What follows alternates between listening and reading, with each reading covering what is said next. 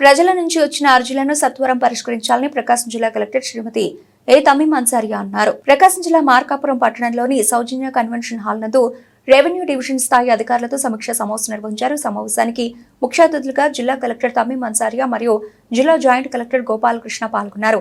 ఈ సందర్భంగా కలెక్టర్ మాట్లాడుతూ డివిజన్ స్థాయిలో రెవెన్యూ, ఫారెస్ట్, ఎన్ఫోర్స్మెంట్ తదితర అధికారులతో సమీక్ష సమావేశం నిర్వహించడం జరిగిందన్నారు.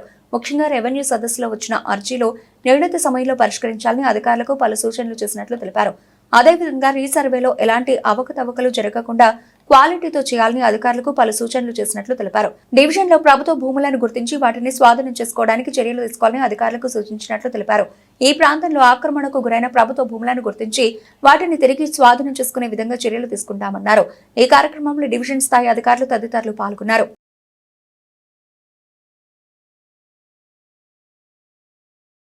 సో ఈ రోజు ఇక్కడ మార్కాపూర్ డివిజన్లో ఫర్ ఆల్ ద రెవెన్యూ స్టాఫ్స్కు తహసీల్దార్స్, మండల్ సర్వేయర్స్, అదేవిధంగా enforcement DTs, food inspectors, forest departments అందరికీ కూడా రీజనల్ డివిజనల్ రెవెన్యూ మీటింగ్ పెట్టడం జరిగింది.